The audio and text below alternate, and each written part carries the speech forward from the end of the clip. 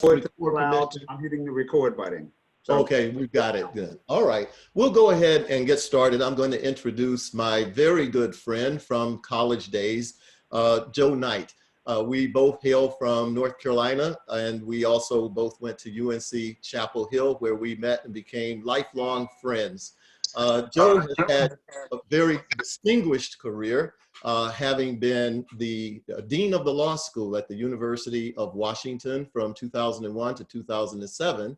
Prior to that, he was a little closer to us in the Midwest at the University of Iowa, where he was both provost as well as a commercial law attorney and professor at the law school at the University of Iowa. Even better than that, Joe is the lead of a magnificent family. His wife also is an attorney, and she's also an artist. And I have the privilege of being the godparents of his daughter, who's a corporate leader in New York City, and their son, who is an entrepreneur still on the West Coast. Joe, along with being an expert in the law, he's also become a very prolific and able investor, among other things, including being a connoisseur of the good life, I'll just put it.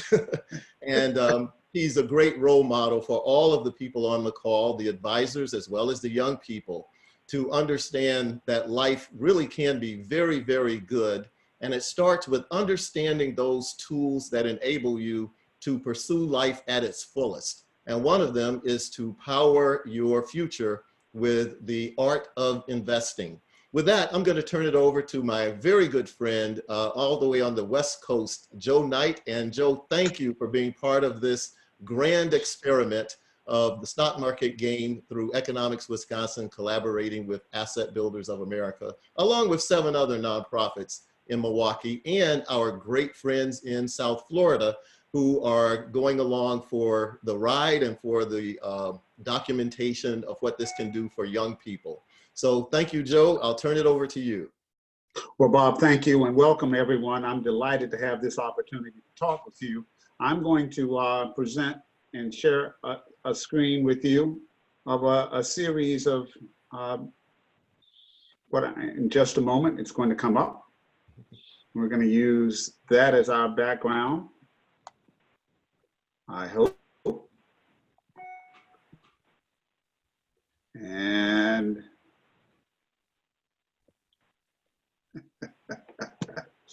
you gotta love the technology.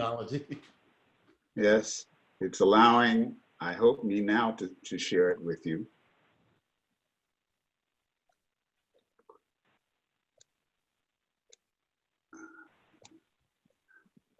Well, it tells me it's starting. We just gotta wait for a moment. What I hope to be able to do during this time is to talk you all relatively quickly. Is anyone seeing the market yet? The slide deck? It's showing now. Okay, great, great.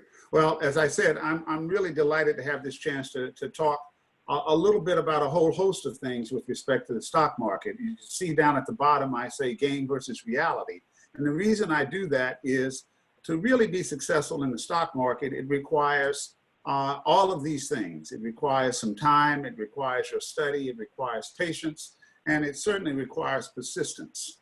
And so I sort of liken where you all are with many of your students and to the tortoise and the hare. You can recall that old fable. And we all know who wins and why, right? Right? Yes. the tortoise wins because the tortoise takes its time, and the hare is fairly quick and sort of runs out of energy rather quickly. Well, the summer for this game is very short, and so your efforts are going to be hare-like. And fast starts with the hope of quick results. And the reason I remind you of this is it's a game because they're giving you $100,000. Most of us are not going to have $100,000. And therefore, you know, this is a great sort of start, but remembering that it takes time. And the tortoise strategy and the tortoise life may be the best thing for us to try to do. slow and sure, in order to take the phrase from Star Trek, to live long and prosper. So far, so good. And we're back. I think I was letting someone in. So the reality for us as investors is, one, you got to work hard. Two, you've got to save some of the money that you earn or that you receive. Three, you have to invest it fairly wisely. And four, you have to allow it to ride for a while so that it can accumulate. Now, there are a whole host of things we can talk about. I'd like to start by talking about what's mine, what's yours, and what's somebody else's. What you save becomes what you invest. And to the extent that you save and invest things, that obviously is going to become yours. I'm getting notifications about Zoom. Bob, are you able to let them in? I'm hoping that you can. No, it doesn't allow me to let them in. You could go in and maybe make us Hang on. post. I'm admitting people now. Okay. And that's why we just have to have a little short here. All right, everybody should be on right now. So I hope I've admitted the people who were trying to get on. What I was saying is that mine, yours, and somebody else's. What you save is actually yours, right? And therefore it becomes what you invest. It's even okay at times, even in the stock market, to borrow money. But borrowing money is always problematic because, of course, you have to repay it. And sometimes the terms aren't as good as some other sort of terms. So we're going to talk about that as we go forward. And one of the things that you could do is you can engage in options or shorting, and that's a great way to win the game that you're going to be playing over the course of the summer. Now, while I'm not going to talk about options and shorts, there will be ways in which you can learn something about it, and I'll refer to that a little bit later. I really want to talk about the tortoise purpose and the fact that the tortoise is persistent. And that approach of purposefulness and persistence ultimately wins over time. And the way you start that is you start with studying. Now, I suspect that everyone on this call knows who these three people are. Now, the question for me about Warren Buffett, Bill Gates, and Elon Musk is, who would you call an investor, who would you call an entrepreneur, and who would you call an inventor? And I would call Warren Buffett the investor because he hasn't really built a company himself. I would call Bill Gates an entrepreneur, and I would call Elon Musk an entrepreneur, even though some people might like to call him an inventor. And the reason I don't want to call Elon Musk an inventor is automobiles have been around for 100 years. Even electric automobiles have been around for 100 years. So he didn't really invent anything. He just improved upon the sort of model and came up with a way to use battery-powered sort of power to move a car forward. Now, there are similarities and differences to each one of these sort of models, if you will. Inventors are always trying to create something that will allow them to build to last. Entrepreneurs are trying to do the same with companies or enterprises that they're starting. And investors like Buffett are always looking at those companies or those places where they think the managers of those companies have actually built things to last, that have a long-term sort of philosophy. So for someone like Buffett, for someone like, and I'm going to continue to use Buffett in this example, even though Bill Gates with $100 billion is clearly an investor. But for people who invest, they have to study and they have to learn. They have to understand several things. One, the details about their companies, the details about the goods or services that people buy from those companies. And therefore, they also have to pay attention to who the people are who are buying from those companies that you think about investing in. So for all of us, I tend to take the view that you're taking a lifelong journey. You are beginning your process right now. And this sort of time, patience, and persistence also has to be coupled for you to study effectively with your curiosity. So we're going to talk about that. So the first thing you have to be curious about is asking yourself, what do people buy? What do people want? And what are people willing to buy? Now, the what is always the interesting thing, because you can be encouraged to buy by virtue of advertising. But really asking the question, And every entrepreneur, now I'll go to someone like Elon Musk or Bill Gates, every entrepreneur will ask this question: what is it that people need before we get to what people want? If you're starting a company, you always ask, what is it that people need, or what's the problem that we need to fix or solve? And if we can fix or solve that problem, then maybe we can persuade people enough to be willing to buy it. And then if we can scale it, we can actually do very, very well with our specific company. So it requires this kind and quality of study. That's what many of you should be thinking about, and looking at this sort of picture, what you should be thinking about doing over the course of the summer. Now, there are lots of ways in which you can gain information about what people are willing to buy, what people think they need, what people want.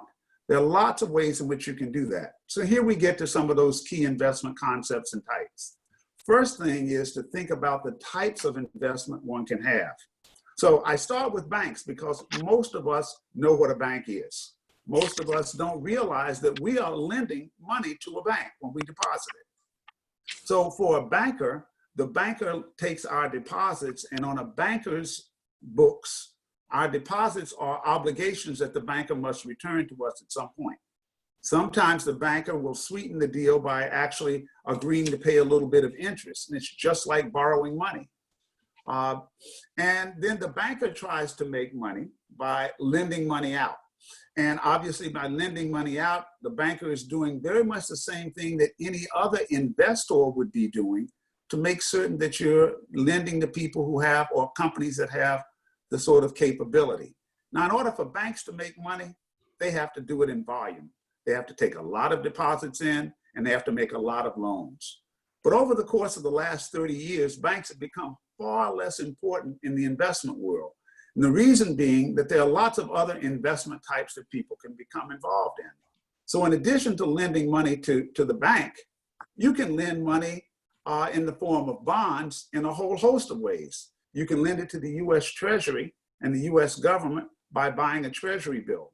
And that's really a denomination where the government promises to pay you interest within a year.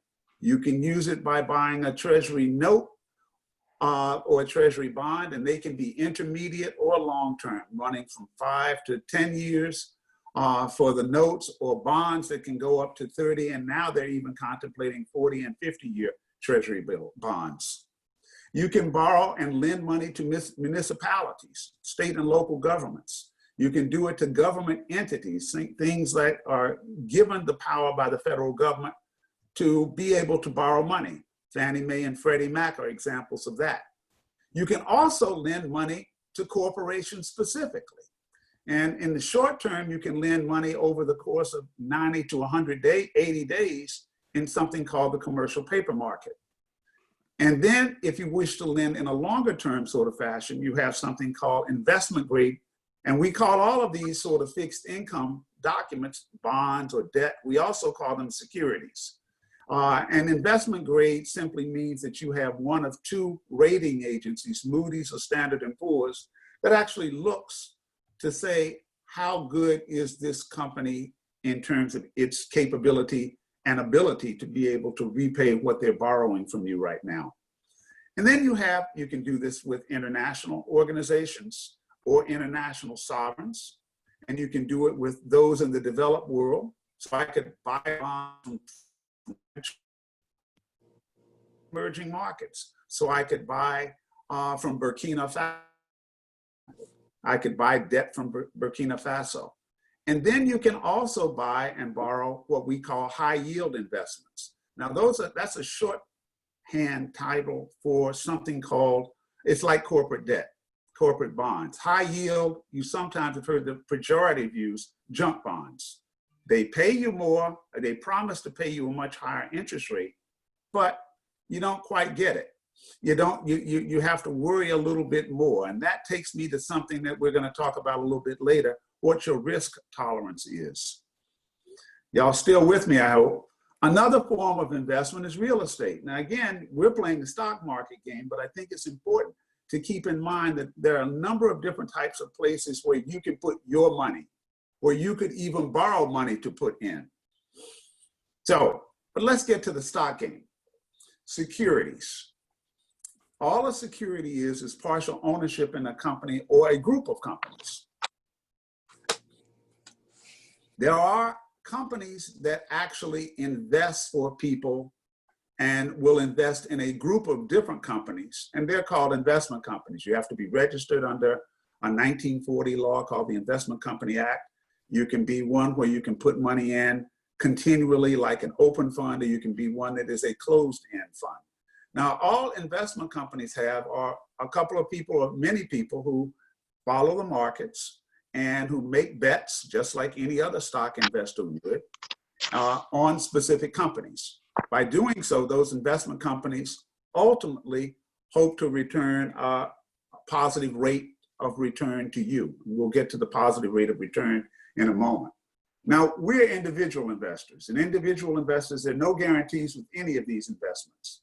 And if you have a bond or you have some form of debt, you have the promise, if you believe the person is creditworthy and capable of repaying, you have a guaranteed interest rate that usually comes back to you.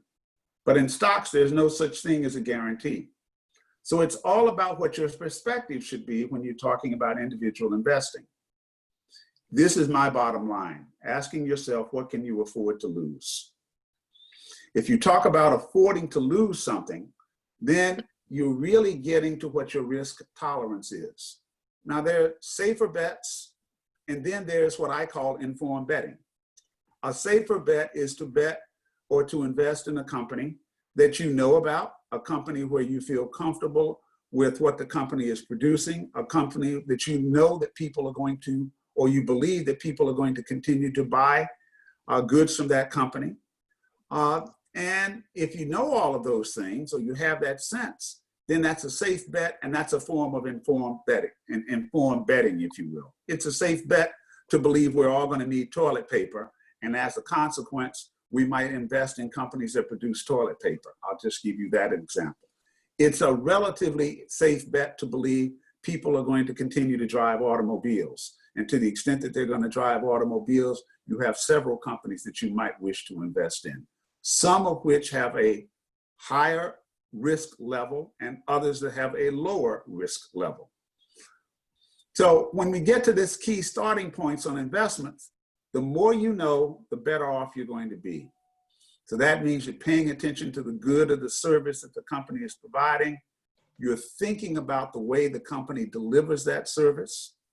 You're thinking about who the alternatives are to what the company is providing. You're paying attention to who the managers are.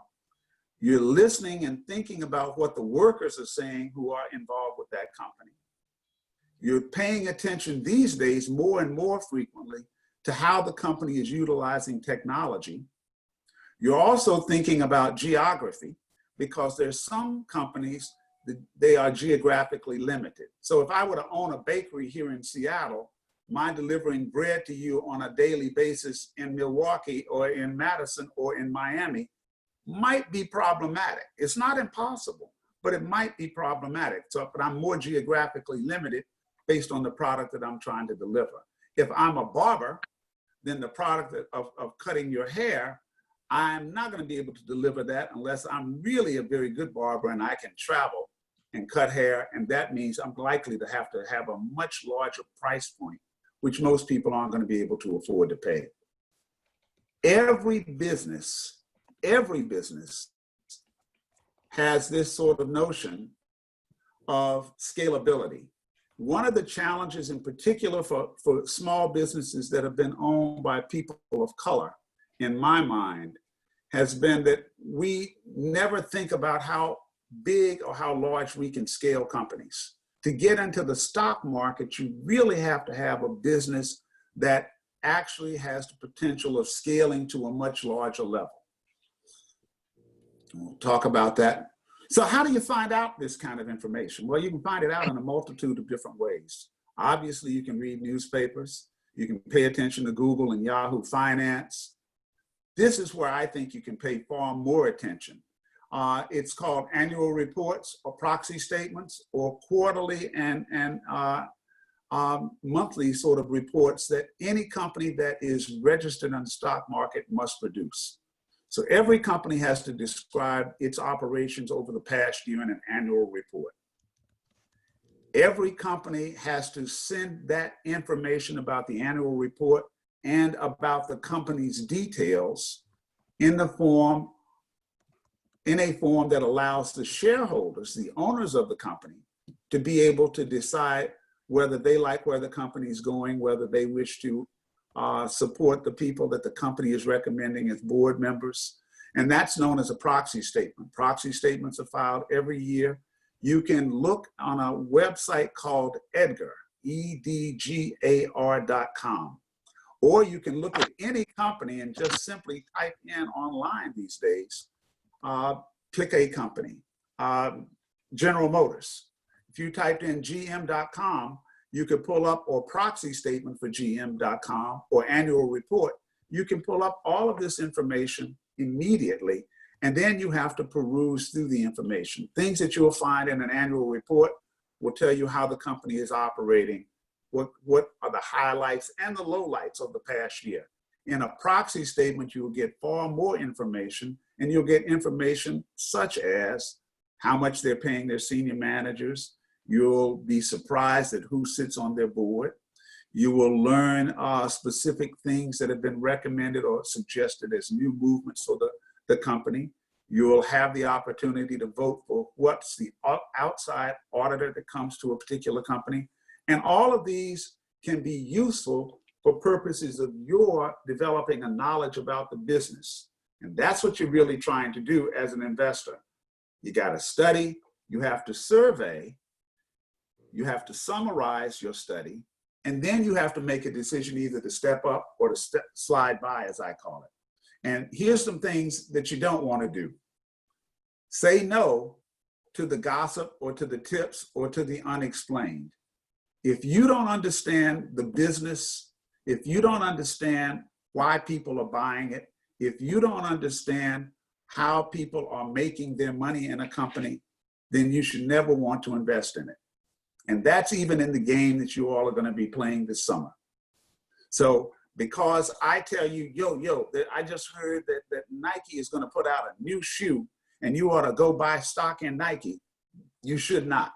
You should study to see if Nike has given announcements of putting out a new shoe.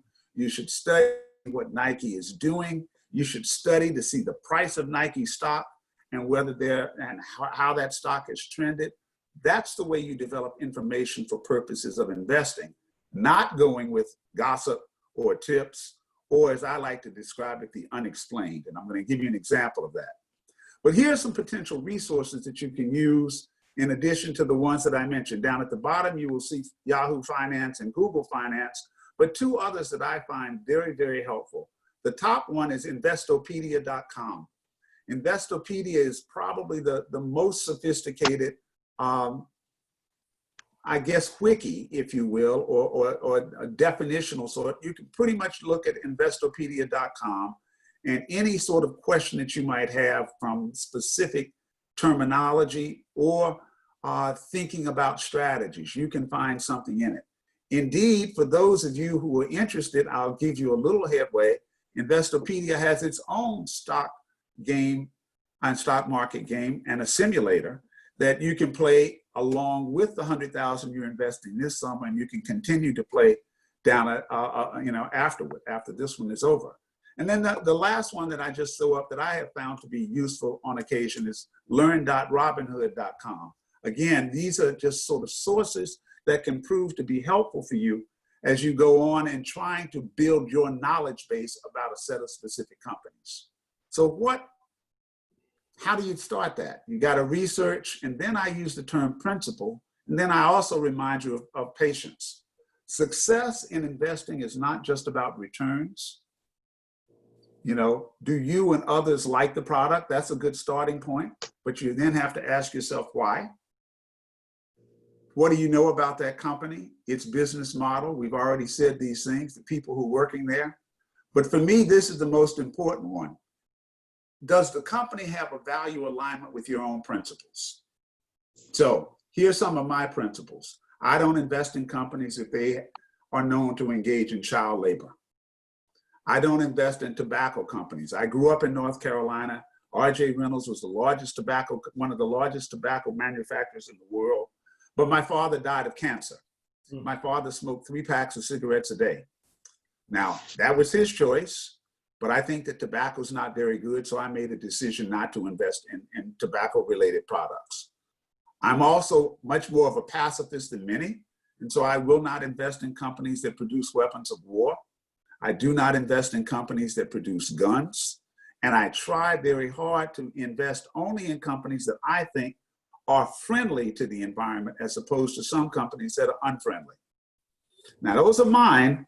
They don't have to be yours, but I think that everyone has to have and articulate what your risk tolerance levels are and what your principles for purposes of investing are going to be. And with a group of 5 young people, that may take a little while, but I think if you force them to think about what do they value, that will allow them to think about what they think about investing this $100,000 in. I also don't believe that you should invest in unsound or unsustainable or what I call politically problematic businesses. So a politically problematic business for me would be the 45th president of the United States and his hotels. Those are politically problematic for me. So I would never want to invest with something like that because I don't think that the possibility of return is going to be as good, or it might be somewhat tainted if I were to do so.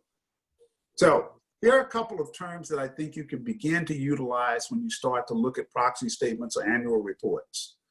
The first, and this applies to both your own personal finances as well as a business's finances. And the first one is, what are the assets, the things that the company actually owns? Sometimes the company owns real estate. Sometimes the company owns buildings and plants, equipment. Sometimes the company has inventory that's already, all of those tend to be assets. And when you aggregate all the assets and you subtract all of the things that the company owes to people, those are the liabilities, then you get this statement of net worth, equity. And for every company, they produce that, and that's called a balance sheet. And a balance sheet is nothing more than a snapshot of the financial status of the company. Now, when I look at balance sheets, I pay attention to what their net worth is, the company's net worth is. And we'll talk about that in just a moment, about how during the course of the lifetime of a company, you might see things change. The other important sort of financial starting point is to think about an income statement. And that's really an operations report. The income statement tells you how much money have you brought in with all of your business activities during the course of a year, and what's the total of expenses that you've aggregated in bringing those products or services to bear. And often you will see that expenses sometimes will exceed revenues, but ultimately you want the revenues clearly to exceed the expenses. And once you subtract out your expenses based on your revenues, you should have some sense of whether the company is operationally profitable or not. Revenues come from sales, expenses are the costs. And to me, if the company's profitable, then that helps you understand whether it's a good idea for you to invest or not. More terminology. You've already talked about what a share of stock is, a security. It's the registered documentation of your ownership. The reason that Bob asked me to talk is that he and I were having about earnings per share. This is a great way of beginning to understand where companies are. And what that really, and earnings per share really says is, let's look at what the company's profitability was. Going back to the prior slide, thinking about all of the revenues they brought in, subtracting out all of their expenses, their profit for the last year or the last quarter or the last month. And what that profit is, and divided by the total number of shares that are owned by investors. And when you get that, you will see the earnings per share can be, in some instances, you'll actually have a negative. There are no earnings, and so you have no profit, or if you've got a net, you're losing money, but you have shares, and you can't have earnings per share that's a positive. In other companies, you will see earnings per share are from 0 to, I like to go from 0 to 20. And for me, the 0 to 20 usually suggests that they're profitable companies. They're more than 0 to 20. They're profitable companies. The price of their stock is actually fairly substantial given the number of its profitability and the total number of shares. And I sort of see if you're less than 20, you're a relatively stable and well-run company. That's one of the indicators that I utilize. If you have an earnings between, a per share earnings between 20 and 50, I tend to think that that might be a very interesting place. I sometimes call that a slight sweet spot. And the slight sweet spot is they're not making as much money as possible. So I'm going to look at whether their earnings year over year are increasing. And you can find, again, all of this information in an annual report or a proxy statement.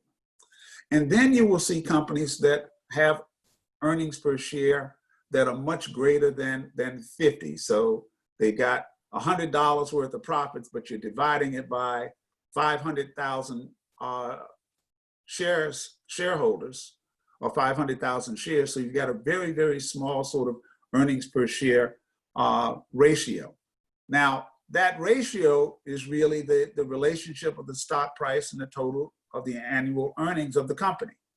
And when you look at earnings and you look at the price earnings ratio, you can really begin to pay some attention. So if the earnings ratio, the annual earnings per share versus the price of the stock, again, if it's 20 to 50, I think you've got a sweet spot for the company. If it's less than 20, you're probably doing pretty well as a company, and it may be relatively well valued. If it's more than 50 in my terms, that's one that is either overvalued or it is on a very fast ascent. And the question is, do you have some sense that that company is going to continue to do well? So this is what this graph sort of shows what I call the company life cycle. If you can, as you can see on the vertical axis, it talks about annual sales. I'm almost done, y'all, so hang with me if you can for another 8 to 10 minutes. Annual sales on the left axis, and on the bottom axis, the desired growth rate. And then the dotted line across is the break-even point. Break-even point means, obviously, that we have spent as much money as we are bringing in. So we may not be profitable, but we're not losing money. And when you look at a new or startup company, you're often down in the red portion, where you may be growing, you may be selling some items, but you're nowhere near your break-even point. You're losing money. And that's why it's sort of painted red there. As you begin to grow, you have more sales, and you also begin to grow at a faster pace. I call it the cautionary point, which is the yellow point, because you still haven't hit break even. Where you want to be is in this blue, above the break even point, all the way up toward the gray cycle. That's where the company's life cycles are. And this can take many years in order to see this happen. But if you were to pay attention to a startup, you would always find the startups down in the red zone. You would find many companies that are making a lot of, that have stock prices that are going right through the roof, even in the yellow zone, because all of a sudden people have figured out it's likely to grow. And then what we call the hockey stick is where you see continued growth in terms of their annual sales and revenues, hopefully some innovation by those companies so that they can continue to grow, hopefully some expansion in markets so they can continue to grow. And then you're in a perfect place with respect to that company's overall, and I would hope the market's assessment of that company's overall value. But then you get up to the gray area, and the gray area sort of suggests to you, sometimes companies don't innovate. Sometimes companies work on the same old model and they don't think about what comes next. And when a company stops innovating, when the company's sort of growth level starts to level out, if they haven't thought about what comes next, eventually that company is going to decline. And you can see that, for example, even in the automobile industry. And I use, again, Elon Musk. Tesla is trying to get to the break-even point right now. They still have a lot of money that they have borrowed. They have a lot of money that shareholders have put in, but right now it has not netted them the kind of profitability that they think. But what Tesla has done is that they are a disruptor, because as a battery-powered, electric-powered sort of automobile company, they are challenging all of the other gasoline-powered automobile companies, which also had the potential to move in this direction. They just move very slowly. General Motors is the example that I would use here. They created the Volt, but the Volt really didn't do much in terms of stimulating or creating something new or innovative, and therefore Volt sales haven't been that good. And General Motors may well be at the top of this sort of blue line, with a line that's sort of slightly declining now. And so what happens next? And so company life cycles occur in this sort of fashion, and you might want to even sort of track them as you go forward. Now, many of you will make a lot of money in startups. And this is just that, this page just describes some of what I just talked about, so I'll just skip that one. Many of you will make money in startups. Well, one of the things that startups don't do is they don't pay dividends. And dividends are where the company has made money and they decide to share part of that profits and return it back to you as a shareholder. Now, my advice to you is, if your company is paying dividends, you should just reinvest in the company. Or you should put it in a pool and take it in cash, and then take the cash and invest in a different company. Dividend reinvestment allows your overall rate of return to grow fairly rapidly. When you get to be my age, you might actually want to then take advantage of just collecting dividends. The other thing that you really want is you want to see capital appreciation, where the value of the stock goes up. And the capital appreciation can occur in one of two ways. It can be a realized gain or an unrealized gain. The unrealized gain is when you're still betting the company's going to continue to go up and you let it ride. You don't take your money out. The realized gains occur whenever you sell your stock at a profit. And if you sell your stock at a profit, you're again going to have to pay taxes. And you end up paying taxes on a capital gains rate in your income taxes. And the capital gains rate right now is only 15%. Lots of people, myself included, decide to leave the gains in the stock and leave it unrealized rather than realized. And the reason I do that is I don't need the money right now, and I still believe that the companies I'm invested in still have potential to grow, and they're still in that blue area on that chart rather than moving toward that gray area. If you add the capital appreciation plus the dividends that are actually paid out or reinvested, then you get something called the total return on the company. And my notion again is, if I can get a total return that's better than 7 or 8 or 9%, I'm doing real well in the stock market. To be a good investor means you have to think long-term investment. And long-term investment is really nothing more than monotonous excellence. You find those companies that do something and they do it really well, and maybe they come up with a couple of new and different sort of tweaks on it, and you ride those companies as best you can and as long as you can. And then the thing that allows you to minimize your risk is diversification. Many people who work for companies where they get stock as a form of bonus from their company, they often don't diversify. They let it all ride in that one company. You should always have your investment portfolio spread out over a number of different areas.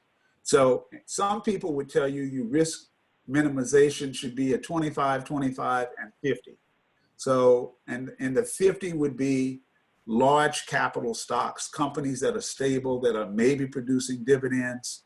25% might go into international markets where you think there are companies that are providing certain things. And 25% might go into something like small capital or new and developing companies. But diversifying even among those three categories is critically important to your success as an investor.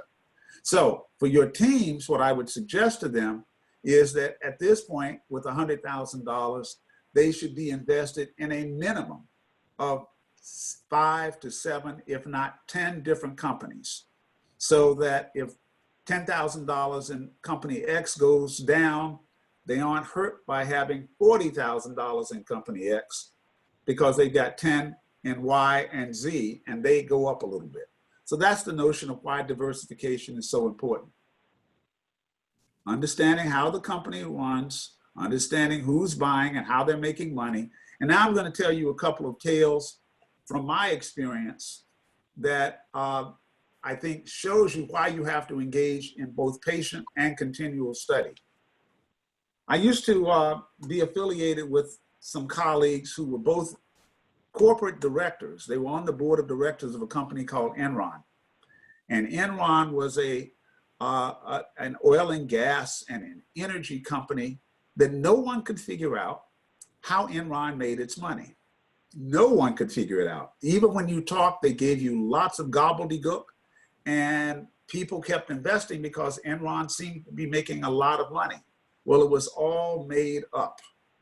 And when it fell, my colleagues who were directors no longer were directors. They ended up having to settle with shareholders in a derivative suit that came off.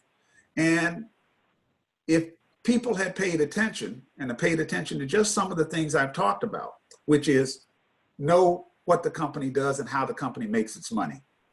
If you can't figure it out and they can't explain it to you, stay away from it. Some of you may have heard of Bernie Madoff. He was an investing whiz, and Madoff did the same thing. No one understood how he consistently made 15 to 20% every year for his investors. Well, he was in essence running a Ponzi scheme. He was taking money from new investors and paying off old investors and making it appear as if he was making all of these smart investments. You always pay attention to how the company's making money and whether you understand it. My advice, if you don't understand it, don't buy it. Don't invest in it. I also encourage you to think about how people are rewarded. Executives, whether they get paid a whole lot of money and the workers don't, whether the workers share in terms of the benefits of the company. I think companies that reward all of its people tend to be better run companies. How does the company manage its image or manage its brand? Some companies have great brands. Nike, it's a great brand. Coca-Cola has been around for 100 years. And the question becomes, how and why have they lasted that long? Part of it is because they apparently produce products that people want and are willing to buy. But another part of it is they also try to do things that will maintain their image, maintain their brand and brand awareness, whether it's advertising, whether it's trying to do responsible sort of investing, whether it's hiring people from diverse backgrounds. There are lots of ways in which companies can manage their brand and their image. And we all have a brand, we all have an image. And the question becomes, what are you doing with your brand or image on a daily basis? For companies, that's true, and for individuals, that's true. And you can only do one of three things. Someone else wants to get in, so I let them in. There are only three things you can do with your brand or with your image. You can work on it on a daily basis to improve it. You can ignore it, or you can do something that is destructive to it. Now, if those are the only three things, you know the only one that you need to do is to work on it on a daily basis, trying to improve it. But if you look at companies, sometimes companies don't think that way. Sometimes companies don't act that way. And therefore, they're either doing damage to their brand or they're ignoring their brand. You can never do that. Yeah, you just I'm almost done. So you've got to do these continual reviews of your companies. And so you got to follow the product, the service. You got to think about who's demanding the product. One thing that I haven't talked about is you have to pay attention to the competition. How easy is it for someone to get into the business? How difficult, and what the earnings trends are? What are the trends in the economy generally? Are there supply issues? So for a company like Boeing, which decided that it was going to make a new airplane, but they were going to utilize suppliers from around the planet. Well, when you have international supply sources, you have the potential for disruptions. And in Boeing's case, that happened to them a couple of times. And then you have disruptors. And disruptors are the ones that decide that they can do something with technology, or they can deliver something in a new delivery fashion better than the current companies who are doing it. And you can name the disruptors. We pay a lot of attention to them right now. So Netflix is a classic disruptor. Netflix basically has put the ordinary television media out of business because we all watch Netflix. In particular, in COVID world, we have all paid far more attention to the programming on Netflix than we have repeats of the things that we're seeing on network television. So what you have to ask yourself is, how adaptable are the companies? Now what you see are the companies are trying to adapt. HBO now has a streaming service, as one example. Other networks, and CBS has a streaming service. They're all trying to copy what a disruptor has already done. And maybe they will succeed, maybe they won't.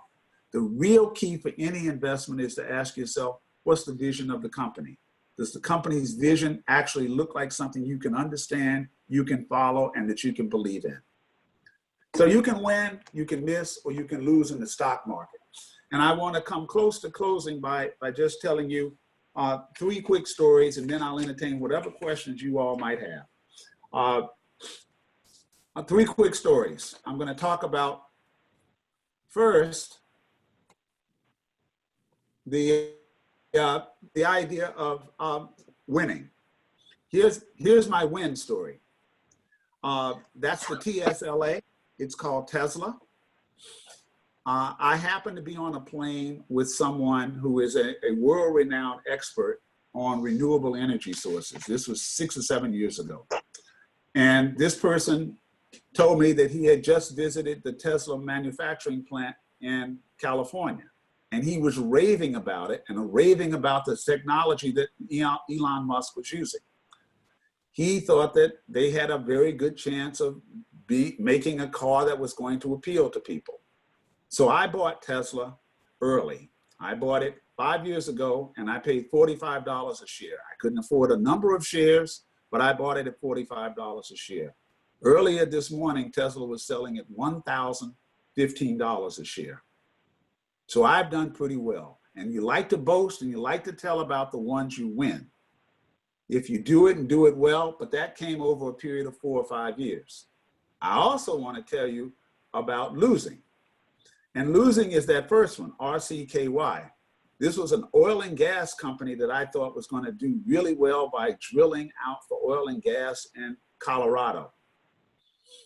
And I didn't pay as much attention to the company. I bought the stock for less than $1 a share.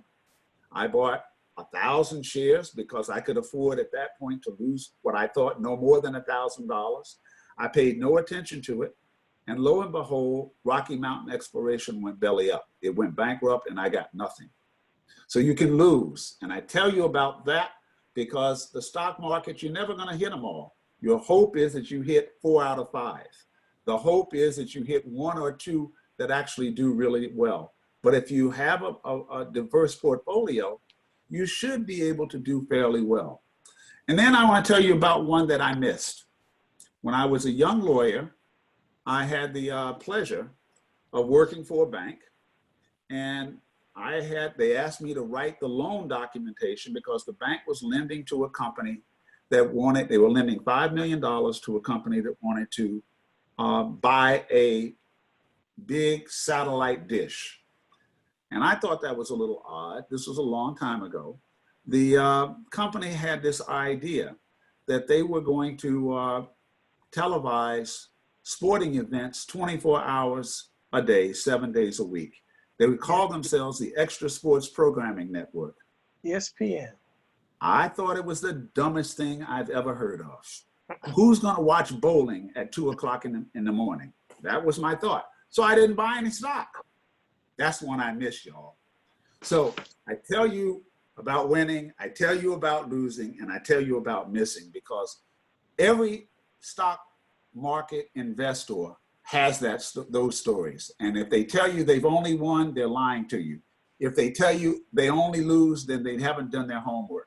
And if they tell you they they've missed all the good ones, then they also haven't done their homework. So it's going to be part of your life. And remember, this is a lifelong journey that you're undertaking. And that's what I hope that you can emphasize to your young people. If they want to do well in the stock market, it's going to take them a lifetime of earning and learning. And then I leave you with just different industries or sectors. If I were going to tell you, you should have at least 5 of these sectors in terms of your investments. This is not all of them, but they're just certain of them. Aerospace and defense, as you can see, airlines, banking, food and beverage, energy, healthcare, pharmaceuticals, media and entertainment, real estate and construction, technology, telecom, retail. There are many ways in which you can find companies. And I could name a company, each one of these, that I think has potential. And I could name a company in most of these that I don't think has potential or may have reached that gray area. So you have to do the hard work. It is a long trudge, uphill or maybe downhill, depending on your perspective. But if you do it right and you do it over the long term and you reinvest, you can find yourself a rainbow. So I stop there. I will come back. I'll put my face back up here. And hopefully that is sufficient for whatever questions you all now want to raise at me. Bob, I tried to do it in less than an hour. And I've got lots of questions. That was phenomenal for the archives, Joe. That was wonderful. And we want to thank you very much, Joe. And I appreciate everyone staying on. We held our audience 100%, it looks like.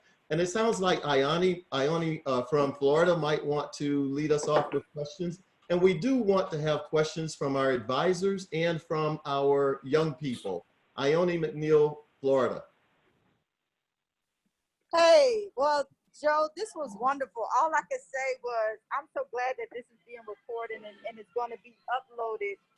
It's going to be uploaded to the Dropbox, because I already have plans on breaking this down per 20-minute segment, just so that the students and the advisors can digest what's being presented and literally go term for term. I mean, I think you just did a wonderful job.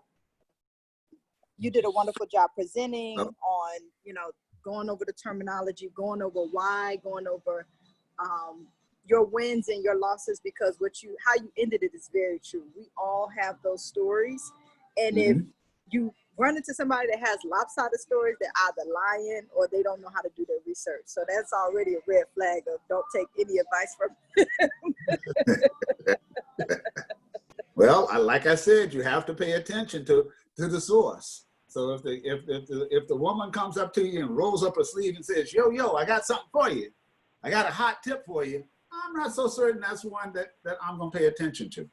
And, again, there is no such thing as a get-rich-quick scheme, Ione. And I think that for a lot of young people, they see successful people and they think that the success has come quickly. And the reality is it never comes quickly. People who say that about athletes, LeBron James has been playing basketball for 30 years. He works harder than virtually any athlete you can ever imagine. That's why he's as good as he is. Warren Buffett has been studying stocks and studying markets for 50 plus years. That's why he's good at it. So everyone who's done anything, who is successful, Bill Gates, there's a great story. If any of you have never read Outliers, you should read it. Outliers is a great book that talks about how people think about success. And what the author suggests is we all have to put 10,000 hours in before we become experts at anything. And most people, not just young people, but most people think they can find a quick way to success without putting that hard time in. And the fact of the matter is, you gotta do the work. You gotta do the work. And going to your original point about the investor, the entrepreneur, and the inventor, what a lot of people don't realize is that by the time you hear of them, they've already hit their tipping point. But there's a whole backstory to how many times they tried or practiced or failed. Going back to Warren Buffett and being an investor, I think he even quotes himself by saying he didn't even make his first million until after 50.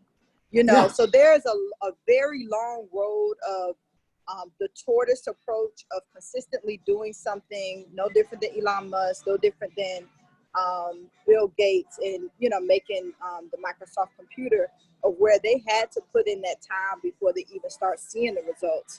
And it's interesting too, because as you talked about that, I thought about my own journey and how I had been investing consistently in my Roth IRA right now for not even 20 years yet. It's about 18 years. And I'm just now at the $100,000 mark. But All right now. after 20 years, then when you start doubling, it magnifies even more. But you know, you have to need the patience and the consistency to build it up, and not be discouraged that you don't have it in order to build it, because we all have time. It really is just what you end up doing with it. And the other thing that everyone has to recognize is, even when you invest for the long term, markets will be volatile, and markets will go up and markets will go down. And when markets tend to go down, people tend to panic. And people want to sell immediately. That's usually the best time to buy. And because you're going to find bargains at that point. And if you've done the research and, again, done the homework, and you've kept some of your powder dry, you're going to be a lot better off. So I tend to tell people, I'm old, and I have seen the stock market. I have seen the stock market crash in 1979 and 80. I saw it go down in 85 after the savings and loan debacle. I saw it go down in 92 and 93. I saw it decline after the dot-com burst in 2000. I saw it decline after the financial massacre and debacle of 2008. And I've watched it go down over COVID by the largest amount it's gone down since the 1920s. But it's made a remarkable rebound. And here's the reason it's made a remarkable rebound. People have no place to put their money. You're not, if you were investing in bonds, as I talked about, if you invested in bonds, treasury bonds, even 10-year bonds are only paying 1% to 2%. So people want a higher rate of return, so they're not going to do that. You can invest in corporate bonds where you might earn 4 to 5 to 8%, but people are saying, yeah, but if I do that, I'm investing in Krispy Kreme. And I'm not certain that Krispy Kreme, I know that's one of Bob Wynn's favorites. I'm not certain that Krispy Kreme is actually ultimately going to be able to pay that off, because are we going to keep eating glazed donuts 10 years from now?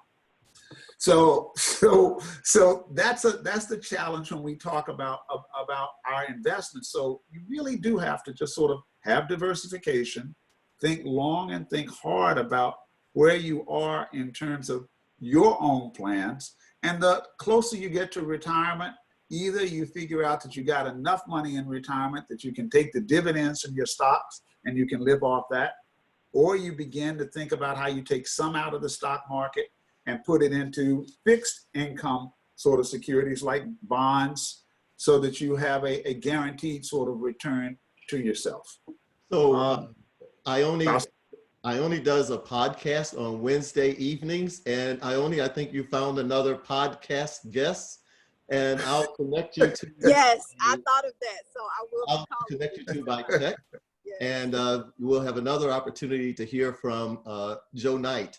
I want to be sure to entertain any other questions, and Joe, we're going to shut down soon, so let's just answer briefly. If there are any other questions, please let us know now. I have a question. Mm-hmm. My question is, I know you have to do it with the tortoise method, but if you look at the book by One Up on Wall Street, he talks about the 10-bagger. And you mentioned that earlier in terms of the stock that goes up and it keeps going up and it keeps getting revenue and people are buying it, yet it doesn't have any earnings. And you need to look at what is the capacity of that stock. Now, have you looked at some of the stocks like that that may have valuations, let's say 50, 60 or so forth, and yet you still are interested in buying that stock? You have There to have been study some that very, very well. So have you Mhm. done that? Yeah, there are some that's indeed the case. I mean, as I said, I invested in Tesla. Tesla Tesla is is one, not a yes. profitable company right now. I wanted to invest in Amazon, but I thought Amazon at $400 a share was too much. Amazon is now over $2,400 a share. That's one I missed. As I said, I talked about Rocky Mountain Exploration and ESPN. I thought Google had a dumb idea. Who was going to pay for advertising online? That was my thinking when Google first went and as an initial public offering at $85 a share. It's now $1,300 a share. So there are lots of ways in which you can miss. But here's the thing. Most of us don't have $100,000 to buy 1,000 shares of Google when it's at $85 a share as an initial public offering. And so if I put my $500 and buy 3 shares of Google, that's great. If I could get in at 85 or even at $400 a share, if it goes up. And often what some people do is that some people will, and they will, as you do if you were gambling on the best way to describe it, if you were gambling in Las Vegas, is I went in with $100, I made $200, I put my $100 back in my pocket and I keep playing. So many people will do that. They will actually take their initial investment out if they have a big hit. But my own view is I would never put all of my money that I had to invest into the one that I think is going to go one up. Because just as I thought Rocky Mountain Exploration and my buying 1,000 shares of Rocky Mountain Exploration was going to do me great, I blew it and I lost the entire investment. Usually for me, I tend to pay attention to when it goes down too. So my rule of thumb has always been that if the price of the stock is down 25% from when I paid for it, it's time for me to rethink whether I want to stay with that stock. Sometimes I do, but most of the times not. My other question is, you've been in the stock market for a long time. Have you found any way at all to maybe identify the ESPNs, the Googles, the Teslas? Have you found any way at all where you can be fairly sure this is going to happen? You can't be sure. Do you have any method at all that you use to mine those particular stocks?